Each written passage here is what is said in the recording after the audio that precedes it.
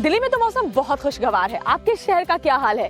क्योंकि उत्तर भारत के कई ऐसे शहर हैं जहां पर पिछले कुछ दिनों में बारिश हुई है, जिसकी वजह से तापमान में गिरावट भी दर्ज की गई है।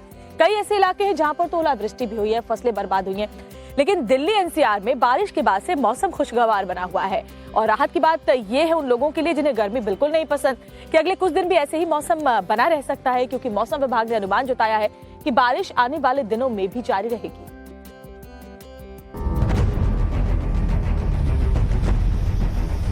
दिल्ली वालों को लगा था कि गर्मी के दिन शुरू हो गए, लेकिन 3 दिन हुई झमाझम बारिश ने फिर हल्की ठंड का एहसास करा दिया। और हल्की ठंड के दिन अभी भी खत्म नहीं हुए हैं। एक बार फिर दिल्ली एनसीआर समेत उत्तर भारत में बारिश का अलर्ट जारी किया गया है। 23 और 24 मार्च को दिल्ली में बारिश की आशंका जाहिर की गई है। मौसम विभाग ने दिल्ली एनसीआर में मध्यम बारिश का अनुमान लगाया है। दिल्ली का न्यूनतम तापमान 14 डिग्री सेल्सियस तक गिर सकता है। मार्च महीने के बचे हुए दिनों में दिल्ली का न्यूनतम तापमान 15 डिग्री के आसपास ही घूमता रहेगा। इधर पंजाब और हरियाणा में भी बारिश का अनुमान लगाया गया है। उत्तरी राजस्थान में भी बारिश की आशंका जाहिर की गई है। पश्चिमी यूपी में भी भारी बारिश की आशंका मौसम विभाग ने जारी की है। पंजाब, हरियाणा और यूपी के अलावा उत्तराखंड में भी कुछ जगह बारिश हो सकती है और बारिश का दौर 24 मार्च से शुरू होकर 26 मार्च तक चल सकता है। गेहूं की फसल पकने से ठीक पहले हो रही बारिश ने किसानों की टेंशन बढ़ा दी है। तेज हवाएं और कई जगह गिरने वाले ओलों से गेहूं की फसल को काफी नुकसान हो रहा है। तो वैसे तो चैत्र नवरात्र की आज से शुरुआत हो रही है, लेकिन जो मौसम है ना वो शारदीय नवरात्र वाला बना हुआ है। जी हाँ, हल्की हल्की गुलाबी ठंडक बनी हुई है दिल्ली एनसीआर के मौसम में। और काफी वक्त के बाद ऐसा लगता है इस साल इस तरह की खुशनुमा मौसम चैत्र नवरात्र के वक्त देखा जा रहा है। आज पहला दिन है चैत्र नवरात्र का। मां शैलपुत्री के स्वरूप की आराधना आज की जाती है। देश भर के मंदिरों में कतार लगी हुई है। देश के अलग अलग हिस्सों में कैसे आज से आस्था में पूरा शहर हो चुका है, आपको दिखाते हैं इस रिपोर्ट में। चैत्र नवरात्रि की शुरुआत हो चुकी है। मंदिरों में घंटियों की ध्वनि और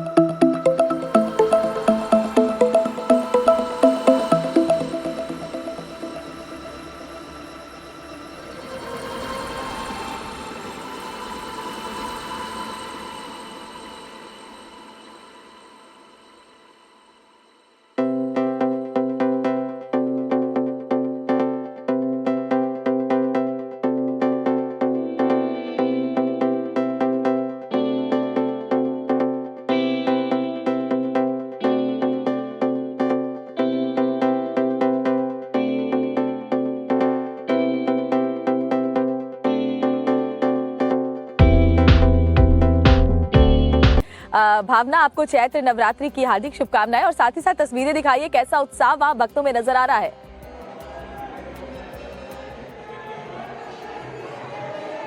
बिल्कुल श्वेता, आपको भी बहुत बहुत शुभकामनाएं। और सबसे पहले आप सभी जो दर्शक हमें देख रहे हैं वो चैत्र नवरात्र के पहले दिन झंडेवालान मंदिर के दर्शन करें। माता रानी, आप देख सकते हैं कि अद्भुत जो तस्वीर है वो इस वक्त आप देख रही हैं तस्वीरों में। वहीं मंदिर की अगर रौनक की बात करें तो मंदिर को बेहद खूबसूरती के साथ सजाया गया है कि अगले 9 दिन माता रानी की पूजा करनी है, भक्ति करनी है। तो लाखों की तादाद में झंडेवालान मंदिर लोग दूर दूर से आते हैं। मंदिर का क्राउड इस वक्त दिखाते हैं कि सुबह से ही भारी तादाद इस वक्त देखने को मिल रही है। लोग दूर दूर से माता रानी के दर्शन के लिए पहुंच रहे हैं। आस्था, भक्ति, और आप तस्वीरें देखिए इस वक्त मंदिरों में किस तरह से यहाँ पर जो लोग हैं वो पहुंच रहे हैं। और कुछ लोगों से बात भी करेंगे। साथ में ही इस बार का नवरात्र कितना खास होने वाला है, झंडेवालान मंदिर में मौजूद है।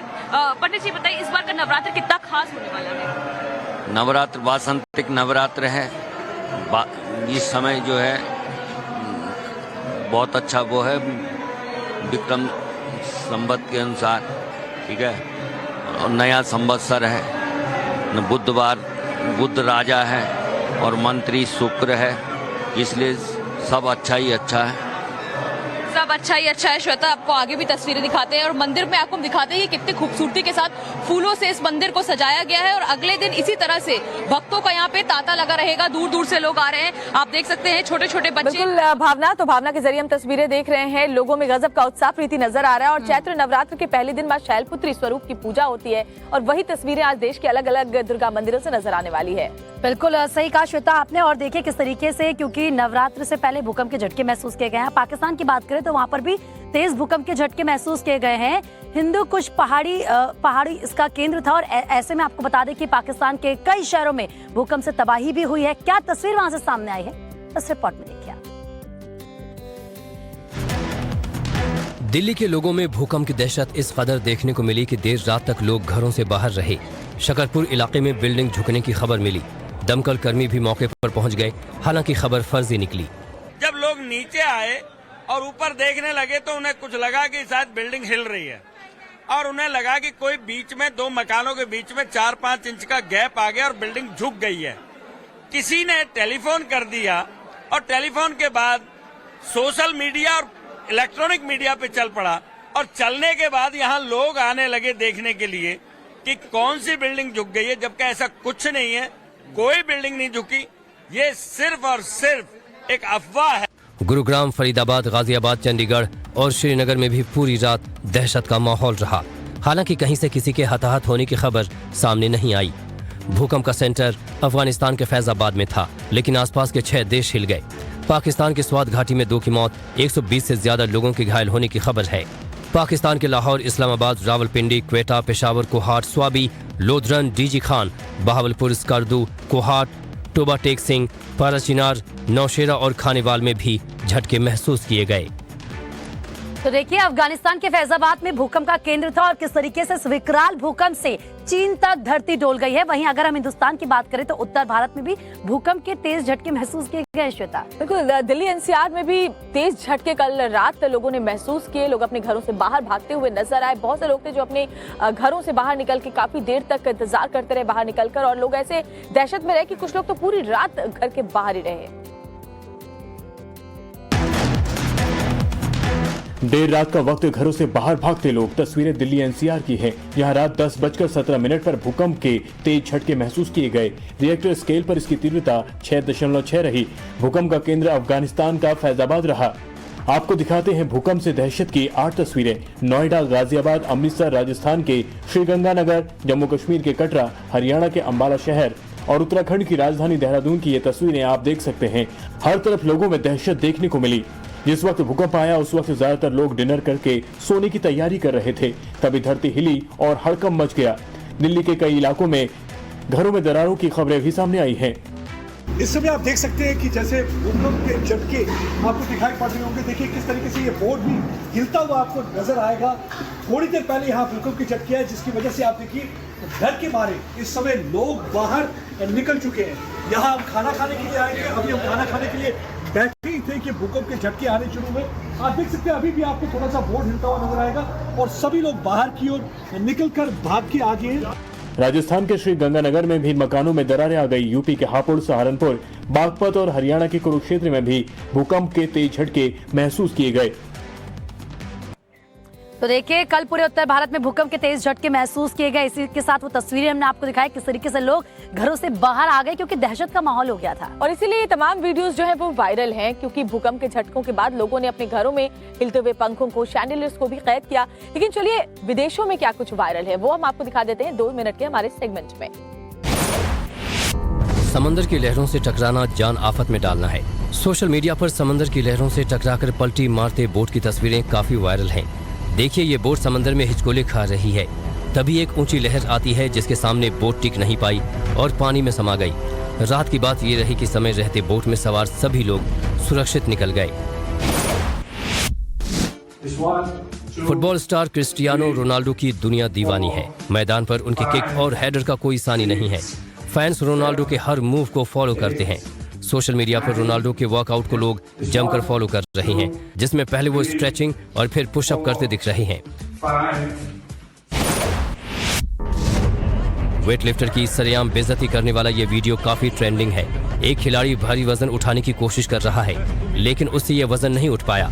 इसी दौरान फर्श की सफाई करने वाला शख्स वहां पहुंचता है। चारों ओर सफाई करने के बाद ये शख्स बड़ी आसानी से वेट को उठाकर साइड कर देता है ताकि उसे सफाई करने में दिक्कत ना हो।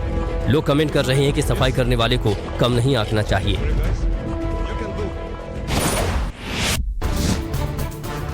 सोशल मीडिया पर आजकल एक वीडियो वायरल हो रहा है जिसने लोगों को हैरान कर दिया है। अपने लोगों को पालतू कुत्तों के साथ सोते तो बहुत देखा होगा, लेकिन क्या कभी किसी को खूंखार चीतों के साथ सोते देखा है? अगर नहीं तो इस शख्स को देख लीजिए। शख्स कैसे कंबल तान कर आराम से सोया हुआ है और उसी के बगल में 2 चीते भी मजे से सो रहे हैं। तो वहीं एक और तीसरा चीता शख्स की गोद में सोता हुआ नजर आ रहा है। वीडियो ने सबको हैरान कर दिया है।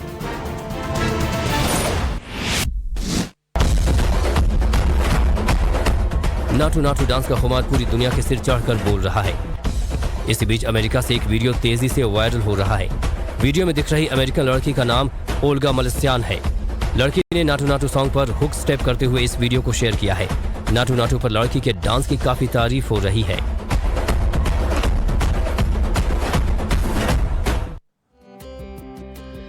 अब बात करते हैं दिल वालों की दिल्ली की। वैसे तो दिल्ली दिल वालों की कही जाती है प्रीति, लेकिन यहाँ पर कई बार लोगों के अंदर इतना गुस्सा, इतना फ्रस्ट्रेशन नजर आता है कि लगता है वाकई क्या हो रहा है दिल्ली को।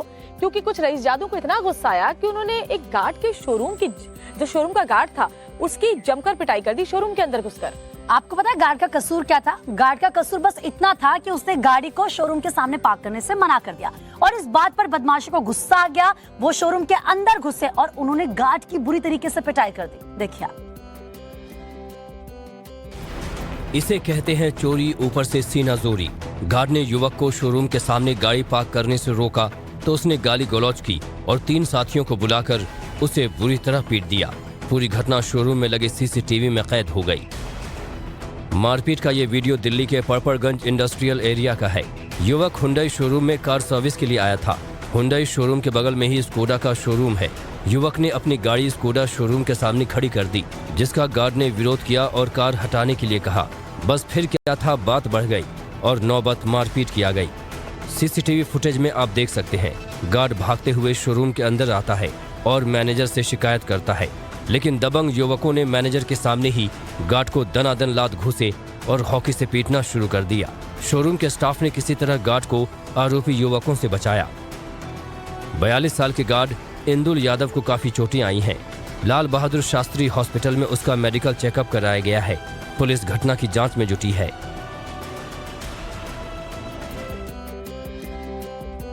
तो तस्वीरें आपने देखी किस तरीके से आरोपी साफ तौर पर इन तस्वीरों में नजर आ रहे हैं, क्योंकि वहां पर सीसीटीवी कैमरा लगा था जिनमें ये पूरी तस्वीरें कैद हो गई। इवन गाड़ी का जो नंबर है वो भी सामने आ चुका है, लेकिन पुलिस जांच फिलहाल कर ही रही है। और वैसी जांच जहां जैसे कि अमृतपाल के मामले में चल रही है पंजाब पुलिस की, क्योंकि वहां भी कई सारे सीसीटीवी फुटेज सामने आए। जब अमृतपाल उनके पकड़ में था तब तो पुलिस आराम से सोती रही, वो आसानी से भाग निकला, जिस पर कोर्ट ने भी सवाल उठाए कितनी आसानी से भागा कैसे, और अब पुलिस उसकी तलाश में जगह जगह दबिश देने की बात कह रही है। देखिए पूरा अपडेट इस खबर में। खालिस्तान समर्थक और वारिस पंजाब के प्रमुख अमृतपाल सिंह फरार है। पंजाब पुलिस की तमाम टीमें पिछले 4 दिनों से खाक छान रही हैं, लेकिन अब तक उसे पकड़ नहीं पाई। अमृतपाल के कई सीसीटीवी फुटेज सामने आए हैं, जिनमें वो हुलिया बदलकर कार और बाइक में भागता नजर आ रहा है। अमृतपाल सिंह के खिलाफ अब लुकआउट नोटिस जारी किया गया है। देश के सभी एयरपोर्ट और बंदरगाहों पर अलर्ट जारी कर दिया गया है। पुलिस के मुताबिक अमृतपाल ने गुरुद्वारे में कपड़े बदले और वहीं से फोन कर बाइक मंगाई और फरार हो गया। They have changed their clothes from the kurta to shirt and pant, and they have escaped in 2 motorcycles. So 3 more accomplices they have accompanied Amritpal while escaping from that Gurdwara Sahib. Punjab police ने अब तक 154 लोगों को हिरासत में लिया है। 12 हथियार बरामद किए हैं।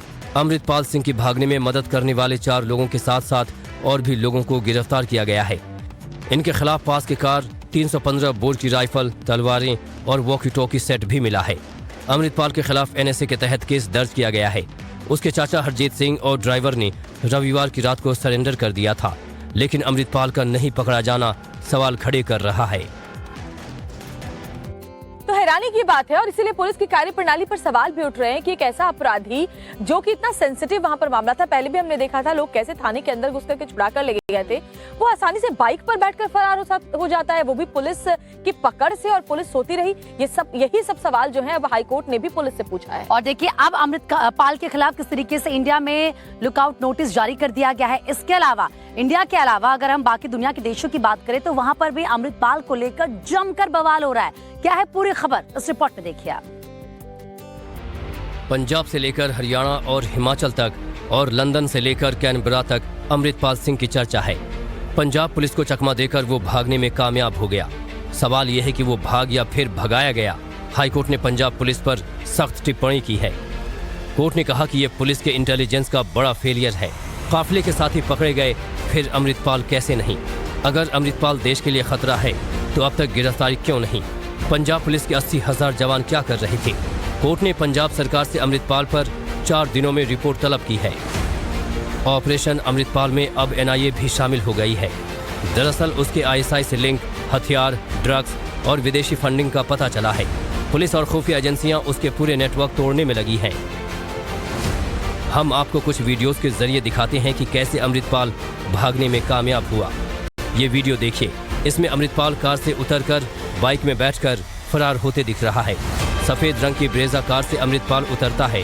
उसने पैंट शर्ट और पिंक कलर की पगड़ी पहनी है। जिस ब्रेजा कार को छोड़कर अमृतपाल बाइक से भागा, उस कार को पुलिस ने बरामद कर लिया है। बाइक के बारे में अभी जानकारी नहीं मिली है। अमृतसर से अमृतपाल अपनी मर्सिडीज से भागा था। उसकी मर्सिडीज टोल प्लाजा के कैमरे में कैद हुई है। आप देखिए किस तरीके से पंजाब पुलिस पर अमृतपाल को भगाने के आरोप लगा रहे हैं।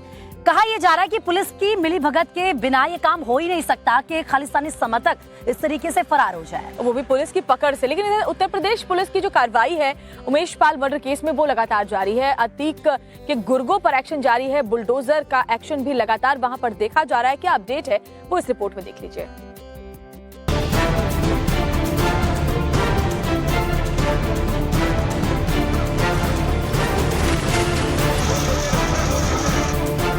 नोटों की गड्डियां और हथियारों का जखीरा। तस्वीरें प्रयागराज के धूमलगंज की हैं, जहां मंगलवार को कमिश्नर की अगुवाई में पुलिस ने माफिया अतीक अहमद के ऑफिस में छापा मारा। ऑफिस से पुलिस को दीवार और फर्श के नीचे से 75 लाख रुपए कैश के अलावा 5 पिस्टल और 5 तमंचे मैगजीन के साथ मिले हैं। सामने आपको कारतूस भी दिखाई पड़ रहा होगा। ये देखिए नोटों से भरा जो ये बैग है वो आप साफ तौर पे देख सकते हैं। इसके साथ ही देखिए जो ये मशीन है उसे इस मशीन को रुपयों को गिनने के लिए यहाँ पर लाया गया है। और देखिए आप सामने देख सकते हैं कि ये जो कारतूस है उसे अब झोले में रखा जा रहा है। तो एक बड़ी कामयाबी है। उमेश हत्याकांड के बाद अतीक के गुर्गों पर पुलिस का शिकंजा कस गया है। फरार शूटरों के अड्डों पर बुलडोजर एक्शन के बाद मंगलवार को ये बड़ी कार्रवाई की गई। असलहों के साथ अतीक के 5 गुर्गों को भी गिरफ्तार किया गया है। इनसे 5 पिस्टल मिली हैं। एक पिस्टल है Colt 45, 4 pistol 32 bore, 3 तमंचा 315 bore, 2 तमंचा 312 bore, total 5 तमंचा, 5 pistol 5 तमंचा और 1 मैगजीन कोल्ट 45 ऑटो, 10 की कैपेसिटी वाली ये मैगजीन है। उमेश हत्याकांड के 27 दिन बीत चुके हैं। पुलिस को अभी भी 22 शूटरों की तलाश है। अतीक का बेटा और पत्नी शाइस्ता परवीन भी फरार है। फरार 5 शूटरों पर 5-5 लाख का इनाम घोषित है। STF 13 राज्यों और 15 जिलों में खाक छान रही है।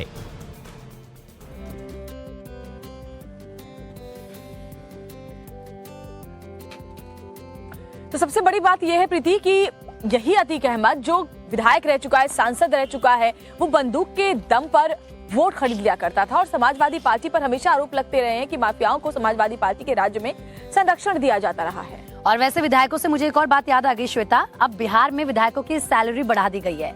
उधर अगर हम राहुल गांधी की बात करें तो राहुल गांधी की आज सूरत की कोर्ट में पेशी होनी है और क्या कुछ चल रहा है देश में देखिए सिर्फ 2 मिनट में।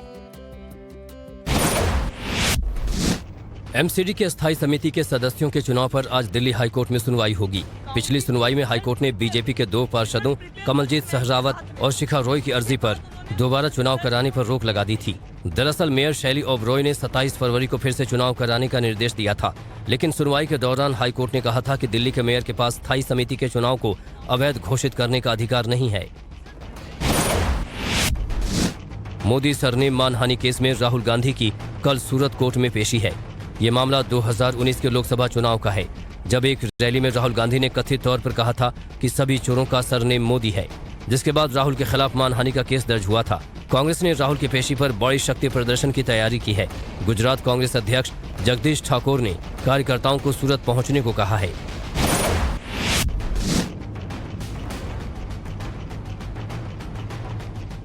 चुनाव से पहले कर्नाटक को पीएम मोदी एक और सौगात देने वाले हैं।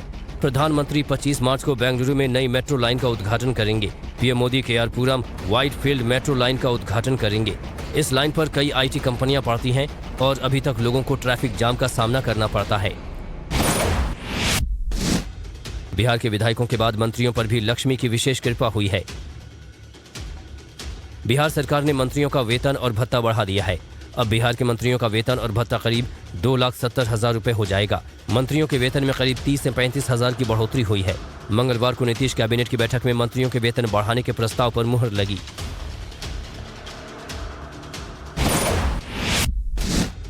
गुजरात और मध्य प्रदेश के बाद असम विधानसभा में भी बीबीसी की विवादित डॉक्यूमेंट्री के खिलाफ प्रस्ताव पास हुआ है।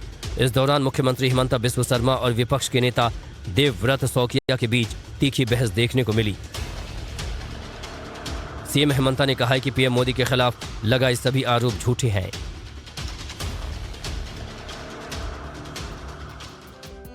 तो देखिए, राहुल गांधी के खिलाफ सूरत कोर्ट से आज फैसला भी आ सकता है और ये माना भी जा रहा है कि राहुल गांधी पर जुर्माना भी लगाया जा सकता है। इधर सत्येंद्र जैन और मनीष सिसोदिया की मुश्किलों में भी इजाफा हो सकता है, क्योंकि मनीष सिसोदिया की बात करें तो रिमांड आज उनकी खत्म हो रही है। ऐसे में हो सकता है कि आज उन्हें तिहाड़ जेल भेज दिया जाए कोर्ट की तरफ से। इसके अलावा के कविता पर भी शराब नीति घोटाले में जो जांच की आंच है वो तेजी तक उन तक पहुंचती जा रही है। सब कुछ आपको दिखाते हैं इस रिपोर्ट के जरिए। बीआरएस के नेता और तेलंगाना के सीएम केसीआर की बेटी के कविता से मंगलवार को भी ईडी ने 10 घंटे पूछताछ की। वो सुबह करीब 11:30 बजे जांच एजेंसी के दफ्तर पहुंची थी। देर रात करीब 9:30 बजे वो वहां से बाहर निकली। पहले तस्वीर दिखाऊंगा कि देखिए किस तरीके से लगातार तकरीबन 10 घंटे तक के कविता से पूछताछ होती रही है और वो ईडी ऑफिस से यहाँ निकल चुके। देखिए किस तरीके से सुरक्षा के लिहाज से भी यहाँ पर पुलिस लगातार जो है वो यहाँ पर स्थिति को सामान्य मेंटेन करने की कोशिश कर रही है। ईडी ने कविता से उनके पुराने मोबाइल फोन भी जमा करा लिए हैं। आरोप है कि उन्होंने मोबाइल का डेटा डिलीट किया है। इससे पहले सोमवार को भी कविता से 10 घंटे पूछताछ की गई थी। 11 मार्च को भी ईडी ने उनसे लंबी पूछताछ की थी। नई शराब नीति में घोटाले को लेकर कविता सवालों के घेरे में है। वो साउथ ग्रुप के फ्रंटमैन अरुण पिल्लई के करीबी हैं। आरोप है कि पिल्लई कविता का प्रतिनिधि है और उनके इशारे पर काम कर रहा था। सोमवार को कविता और अरुण पिल्लई का आमना सामना कराया गया था। Netaji has displayed all the phones. It was the responsibility of journalists to go and request for the comments from the MPs who have commented. From our side, that the display of phones itself is an index saying that we are with the agencies who are questioning us. When they are questioned saying that we are destroyed, we are not destroyed the phones and we got them. इस मामले में गिरफ्तार P शरद चंद्र रेड्डी और गुरुग्राम के businessman Amit Arora की पहचान के कविता से पाई गई है। रामचंद्र पिल्लई को घोटाले का मुख्य साजिशकर्ता माना जा रहा है। इस केस में दिल्ली के डिप्टी सीएम मनीष सिसोदिया भी ईडी की गिरफ्त में हैं। आज मनीष सिसोदिया की रिमांड खत्म हो रही है। दोपहर को उन्हें राउज एवेन्यू कोर्ट में पेश किया जाएगा। आय से अधिक संपत्ति के मामले में सत्येंद्र जैन के खिलाफ भी आज राउज एवेन्यू कोर्ट में सुनवाई होनी है। सीबीआई सत्येंद्र जैन के खिलाफ चार्जशीट दाखिल कर चुकी है।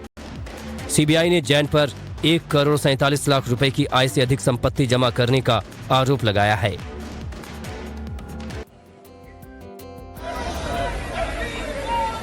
दिल्ली के बजट को लेकर जमकर सियासी संग्राम हुआ। सदन के बाहर बवाल हुआ और विधानसभा के भीतर भी सीएम अरविंद केजरीवाल ने मोर्चा खोल दिया।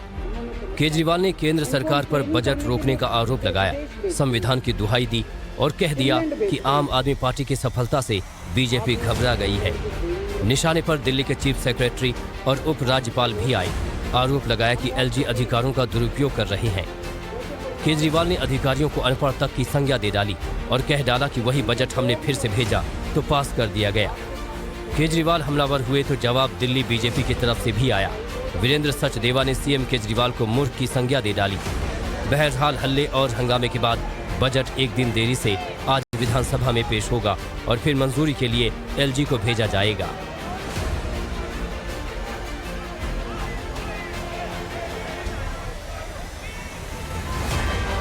तो बजट पेश होने से पहले कल बजट को लेकर आरोप प्रत्यारोप का दौर जारी रहा। आम आदमी पार्टी ने केंद्र सरकार पर जबरदस्त तरीके से हमला किया और बीजेपी ने भी खुलकर जवाब दिया। और इधर अगर जयपुर की बात करें तो वहां पर भी विधानसभा के बाहर जमकर हंगामा हो रहा है। दरअसल right to health bill pass तो हो गया, लेकिन जो प्राइवेट डॉक्टर्स हैं वो भी हड़ताल पर हैं और सरकार ये कह रही है कि मिलजुल कर बीच का रास्ता निकाल लिया जाएगा। क्या है ये पूरी खबर, देखिए।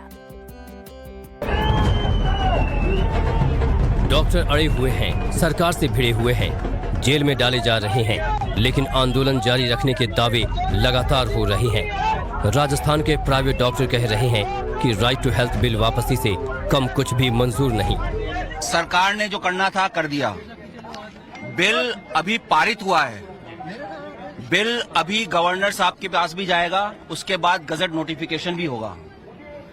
ये आंदोलन जिस रूप में चल रहा है, जैसा भी चल रहा है, ये इसी रूप में कंटिन्यू रहेगा। हालांकि डॉक्टरों के तमाम विरोध के बावजूद बिल जयपुर विधानसभा से पास हो गया और सरकार ने डॉक्टरों को उनका धर्म भी साथ ही साथ याद दिला दिया। जब भगवान राम के भी इमरजेंसी आई थी, वो भी एक तरह से इमरजेंसी थी। लक्ष्मण के जब शक्ति लगी थी तब तो डॉक्टर कहाँ से लाए थे? वैद्य को। जो दुश्मन था रावण, उसके वैद्य को लाकर उसने इलाज किया था। ये होता है चिकित्सक धर्म।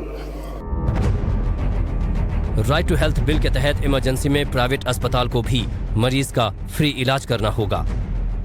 अस्पताल ने इलाज में लापरवाही की तो 10 से 25 हजार तक जुर्माना लगेगा। प्राधिकरण ने जुर्माना लगाया तो कोर्ट में चैलेंज नहीं कर सकेंगे। Right to health bill 50 bed से ज्यादा के अस्पतालों पर लागू होगा। प्राइवेट अस्पतालों को इलाज के बदले सरकार की तरफ से पैसा मुहैया कराया जाएगा, लेकिन प्राइवेट अस्पतालों के डॉक्टर बिल वापसी से कम पर राजी नहीं और सरकार अब डॉक्टरों को मनाने की कोशिश में जुटी है। मेरी कुछ डॉक्टर से बात हुई, कहाँ जाके मामला अटका मेरे समझ में नहीं आया। पहले डॉक्टर सहमत हो गए थे, राइट टू हेल्थ बिल में कुछ 2 पॉइंट को जुड़वाना चाहते हैं। मैं चीफ मिनिस्टर से भी बात करूंगा, हेल्थ मिनिस्टर से भी बात करूंगा। मैं नहीं चाहता डॉक्टर्स में, राइट टू हेल्थ बिल को डॉक्टर्स में और सरकार में टकराव खड़ा हो। डॉक्टरों का आरोप है कि सरकार प्राइवेट अस्पतालों को खत्म करने की साजिश रच रही है। वहीं सरकार कह रही है कि हर नागरिक को स्वास्थ्य सेवाएं मुहैया कराने की कोशिश हो रही है। तो देखिए, डॉक्टर्स पर लाठीचार्ज हो चुका है, डॉक्टर्स से बातचीत हो चुकी है, लेकिन फिर भी विवाद बढ़ता जा रहा है। डॉक्टर्स का ये कहना है कि बीच का रास्ता वास्ता कुछ नहीं, आप इस बिल को वापस लीजिए। लेकिन सरकार ये कहने को तैयार नहीं है। सरकार डॉक्टर्स को उनका धर्म याद दिला रही है। और इधर हंगामा जो है वो बरसाना के राधा रानी मंदिर में भी हुआ, जहां इस तरह के हालात बन गए कि मारपीट होने लगी और आधी रात को घंटा बजाकर राधा रानी की नींद में भी खलल डाली गई। देखिए रिपोर्ट में पूरी खबर। मथुरा के राधा रानी मंदिर में रोजाना सैकड़ों श्रद्धालु पहुंचते हैं। बरसाना धाम प्रसिद्ध है राधा रानी मंदिर के लिए, लेकिन इस बार इस मंदिर में जो हुआ वो हैरान करने वाला है। मंदिर के दान पात्र खोलने को लेकर जमकर मारपीट हुई। राधा रानी के सामने ही मंदिर में धक्का मुक्की और हल्ला हंगामा हुआ। देखते ही देखते मंदिर का प्रांगण जंग के अखाड़े में तब्दील हो गया। हंगामा इतना बढ़ा कि रात के समय ही मंदिर में लगा बड़ा घंटा बजाया जाने लगा और बरसाने के लोगों को बुला लिया गया। दरअसल सोमवार रात मंदिर का दान पत्र खोलने पर विवाद शुरू हुआ। मंदिर समिति के रिसीवर और सेवायतों के बीच संग्राम हुआ। दोनों पक्ष दान पत्र के पैसों को लेकर भिड़ गए। सेवायतों ने आरोप लगाया कि रात के अंधेरे में दान पात्र को खोलकर पैसे गबन करने की कोशिश की जा रही थी। वहीं रिसीवर ने कहा कि सेवायत दान पात्र में आए पैसों में आधा हिस्सा मांग रहे थे और मना करने पर हंगामा और मारपीट शुरू कर दी।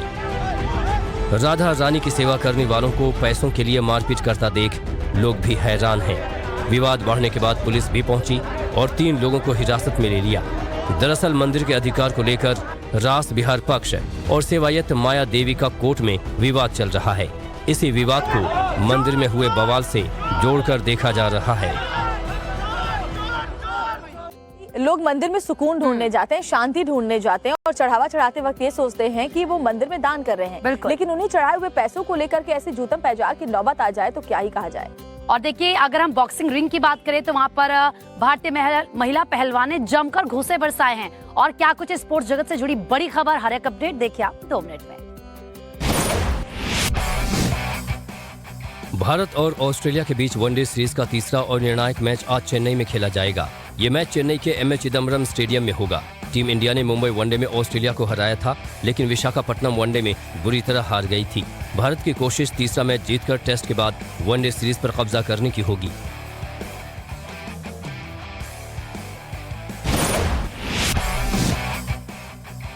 इसी साल भारत में होने वाले क्रिकेट वर्ल्ड कप की तारीख को लेकर बड़ी खबर आई है।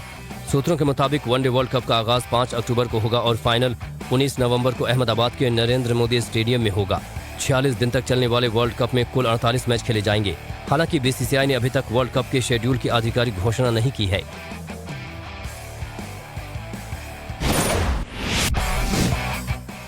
पहले WPL के नॉकआउट दौर के लाइनअप तय हो गए हैं। एलिमिनेटर में शुक्रवार को मुंबई इंडियंस की टक्कर यूपी वॉरियर्स से होगी। ये मैच मुंबई के DY पाटिल स्टेडियम में खेला जाएगा। इस मैच की विजेता टीम की टक्कर रविवार को होने वाले फाइनल में दिल्ली कैपिटल्स से होगी। टूर्नामेंट में टॉप पर रहने वाली दिल्ली कैपिटल्स को फाइनल में डायरेक्ट एंट्री मिली है।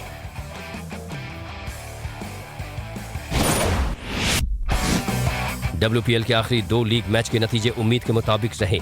पहले मैच में मुंबई इंडियंस ने बड़ी आसानी से RCB को 4 विकेट से हरा दिया। इस मैच के स्टार एमेलिया केर रहीं, जिन्होंने पहले 3 विकेट लिए और फिर नाबाद 31 रन बनाए। दूसरे मैच में दिल्ली कैपिटल्स ने यूपी वॉरियर्स को 5 विकेट से मात दी। यूपी के 139 रन के लक्ष्य को दिल्ली की टीम ने 18वें ओवर में ही हासिल कर लिया। IBA वर्ल्ड महिला बॉक्सिंग में निखत की जीत का सिलसिला जारी है। 50 किलो कैटेगरी में निखत जरीन ने एक तरफा मुकाबले में 5-0 से जीत दर्ज की और क्वार्टर फाइनल में जगह बनाई। तो वहीं भारत की एक और महिला बॉक्सर मनीषा भी क्वार्टर फाइनल में पहुंच गई हैं। इसके अलावा नीतू घंघास ने भी क्वार्टर फाइनल में जगह बना ली है।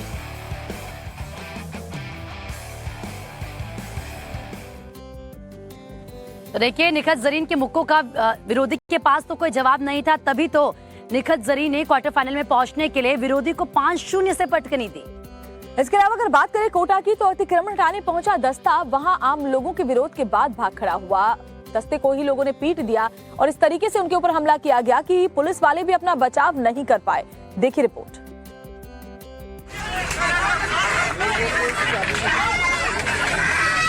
पब्लिक की पत्थरबाजी और पुलिस का लाठीचार्ज। तस्वीरें राजस्थान के कोटा की हैं, जहां नंता इलाके में नगर विकास न्यास के अतिक्रमण दस्ते पर लोगों ने हमला बोल दिया। अतिक्रमण निरोधक दस्ता UIT की जमीन पर अवैध कब्जा हटाने गया था, लेकिन कब्जाधारियों ने पथराव शुरू कर दिया। हालात इस कदर बढ़ गए कि पुलिस को लाठीचार्ज करना पड़ा।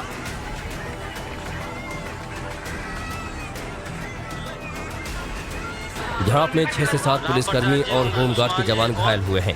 किसी का सिर फूटा है तो किसी के हाथों पैरों में चोट लगी है। कई घायलों को अस्पताल ले जाकर मरहम पट्टी करानी पड़ी। घटना के बाद इलाके में तनाव है।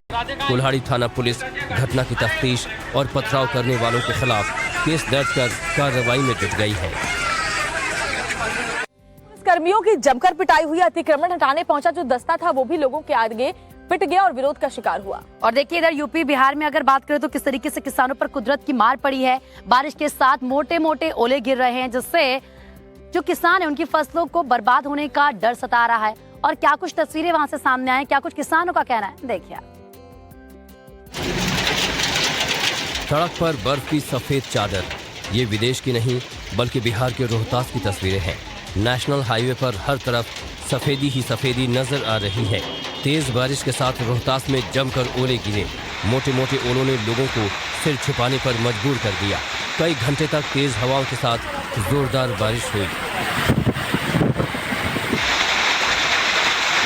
न सिर्फ शहर बल्कि गांव के इलाकों में भी जमकर ओले गिरे। ओले गिरने के बाद ही ये सड़क सफेद नजर आ रही है। इधर तेज हवाओं के साथ देर शाम वाराणसी में भी जमकर बारिश हुई और बारिश अपने साथ ओले भी लाए। मोटे मोटे ओलों ने बाइक सवारों को जान बचाकर छुपने पर मजबूर कर दिया। चंद मिनटों में ही पूरी धरती सफेद नजर आने लगी। ओले इतने ज्यादा थे कि हर तरफ बिछे हुए नजर आए। बारिश के साथ गिरे ओलों ने किसानों को बेहाल कर दिया। पकने के करीब खड़ी गेहूं की फसल पूरी तरह बर्बाद हो गई। गेहूं के दाने खेतों में ही बिछ गए।